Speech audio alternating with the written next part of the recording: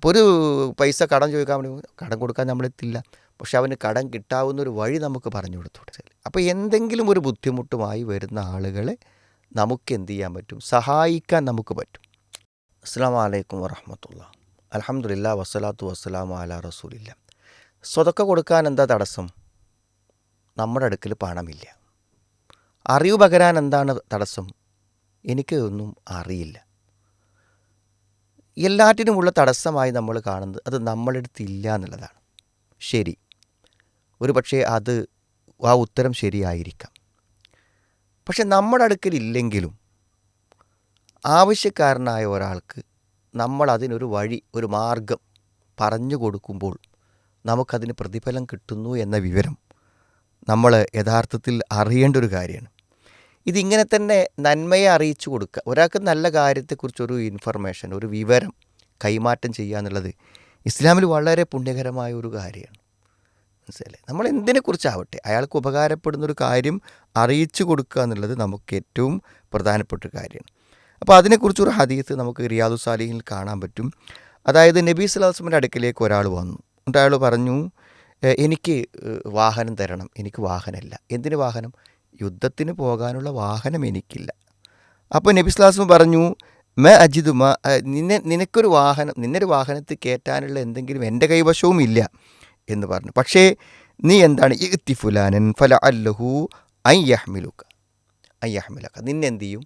നീ ഇന്നൊരുത്തൻ്റെ അടുത്ത് പോവുക. അങ്ങനെ പോയി കഴിഞ്ഞാൽ അവൻ എന്ത് ചെയ്യും? നിനക്ക് വാഹനം തരും. നിനക്ക് യാത്ര ചെയ്യാനുള്ള സംവിധാനങ്ങൾ അയാൾ ഒരുക്കി തരുന്നെന്ന് അയാളെ സഹായിക്കാൻ കരുത്തുള്ള ഒരാളെ നബി സ്വല്ലല്ലാഹു അലൈഹി വസല്ലം പറഞ്ഞു കൊടുത്തു. അപ്പോൾ ഇയാൾ അദ്ദേഹത്തിൻ്റെ അടുക്കൽ പോയി വിവരങ്ങൾ പറഞ്ഞു. അല്ലാഹു റസൂൽ ഇങ്ങനെ പറഞ്ഞയച്ചതാണെന്ന് പറഞ്ഞു. അപ്പോൾ അദ്ദേഹം എന്ത് ചെയ്തു? അദ്ദേഹത്തിന് വേണ്ട എല്ലാ സംവിധാനങ്ങളും ഏർപ്പെടുത്തി കൊടുത്തു. അപ്പോൾ വളരെ സന്തോഷവാനായി യുദ്ധത്തിന് പോകാനുള്ള സാഹചര്യങ്ങൾ കിട്ടിയതിൻ്റെ പേരിൽ അദ്ദേഹം എന്ത് ചെയ്തു? നേരെ പോയിട്ട് നബിയോട് പറഞ്ഞു, മൻ ദല്ല അല ഹൈ, ഈ വിഷയം പറഞ്ഞപ്പോൾ നബി പറഞ്ഞു, മൻ ദല്ല അല ഹൈരിൻ ഫലഹു മിസ്ലു അജ്രി ഫാഇലി. ഒരാളൊരു നന്മ അറിയിച്ചു കൊടുക്കുകയാണെങ്കിൽ അത് ചെയ്തതുപോലുള്ള പ്രതിഫലം അവന് കിട്ടുന്നതാണ്.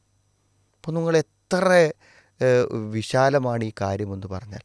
അപ്പോൾ ഒരു പൈസ കടം ചോദിക്കാൻ വേണ്ടി കടം കൊടുക്കാൻ നമ്മളെത്തില്ല, പക്ഷെ അവന് കടം കിട്ടാവുന്നൊരു വഴി നമുക്ക് പറഞ്ഞു കൊടുത്തൂടെ? മനസ്സിലായി? അപ്പോൾ എന്തെങ്കിലും ഒരു ബുദ്ധിമുട്ടുമായി വരുന്ന ആളുകളെ നമുക്ക് എന്ത് ചെയ്യാൻ പറ്റും? സഹായിക്കാൻ നമുക്ക് പറ്റും. അതുകൊണ്ട് ജീവിതത്തിൽ ഒരു നന്മ ചെയ്യാനുള്ള അവസരങ്ങൾ നമ്മൾ പല കാരണങ്ങളുടെ പേരിലും എന്ത് ചെയ്യുന്നുണ്ട്? നഷ്ടപ്പെടുത്തി കളയുന്നുണ്ട് എന്നുള്ളതാണ് വസ്തുത. അവിടെ നമ്മൾ മനസ്സിലാക്കേണ്ടത്, നമ്മളത് മറ്റുള്ളവർക്ക് ചെയ്തു കൊടുക്കാൻ നമുക്ക് പറ്റില്ലെങ്കിൽ അതിന് പറ്റാവുന്ന വഴി പറഞ്ഞു കൊടുക്കുക. ഖുർആൻ പറഞ്ഞ എന്താണ്? വലാ യഹുല്ലു അലാ ത്വആമിൽ മിസ്കിൻ, പാവപ്പെട്ടവൻ്റെ ഭക്ഷണത്തിൽ അവൻ പ്രേരിപ്പിക്കുന്നില്ല എന്നാണ്. അപ്പോൾ പ്രേരിപ്പിക്കുക, അതൊരു വലിയൊരു മനഃശാസ്ത്രം അതിലുണ്ടല്ലോ. എന്താണ് ആ മനഃശാസ്ത്രം? ഇപ്പോൾ എനിക്കിപ്പോൾ എൻ്റെ ഒരു കുട്ടി ഹോസ്പിറ്റലിലാണ്. അപ്പോൾ ആ കുട്ടീൻ്റെ ബില്ലടക്കാനില്ല. അപ്പോൾ ഞാൻ എന്ത് ചെയ്യുക? എൻ്റെ അരുണ സുഹൃത്തുക്കളൊക്കെ എൻ്റെ കുട്ടി ഹോസ്പിറ്റലിലാണ്, എനിക്ക് എന്തെങ്കിലും സഹായം തരണമെന്ന് പറയുമ്പോൾ തന്നെ അവർ സംശയത്തിലാവും. എന്താണ്, ഇയാളിപ്പോൾ എന്തെങ്കിലും ആണോ, തട്ടിപ്പാണോ, ചോദിക്കണത് എന്താണോ, ഇതിപ്പോൾ എങ്ങനെ ചോദിക്കണത്, ഇപ്പോൾ എന്താണ് എന്നെങ്ങനെ ചിന്തിക്കുക. നേരെ മറിച്ച് എന്നെ അറിയുന്ന, അയാളെ അറിയുന്ന ഒരാൾ പറയണം, എന്താ ഇന്നവൻ്റെ കുട്ടി ഹോസ്പിറ്റലിലാണ്, കുറച്ച് പ്രയാസത്തിലാണ്, അപ്പോൾ നിങ്ങൾ എന്തെങ്കിലും സഹായം ചെയ്യണം എന്ന് പറഞ്ഞാൽ വേഗം കിട്ടും. അത് പെട്ടെന്ന് കിട്ടും. അങ്ങനെ സഹായിക്കാൻ നമുക്ക് പറ്റും. സ്വന്തം ആവശ്യങ്ങൾ സ്വന്തമായി പറയാൻ ആളുകൾക്ക് മടിയുണ്ടായിരിക്കും. എന്നാൽ മറ്റൊരാൾക്ക് അത് പറഞ്ഞു വാങ്ങിക്കൊടുക്കാൻ വളരെയധികം കഴിയും. അപ്പോൾ നമ്മുടെ സുഹൃത്തുക്കൾ, നമ്മുടെ അയൽവാസികൾ, നമുക്ക് പരിചയമുള്ള ഒട്ടേറെ ആളുകൾ ജീവിതത്തിൻ്റെ പല പ്രതിസന്ധികളുമായി മുന്നോട്ട് പോകുന്നുണ്ട്. അപ്പോൾ ഒരു പെരുന്നാളായി വസ്ത്രമില്ല.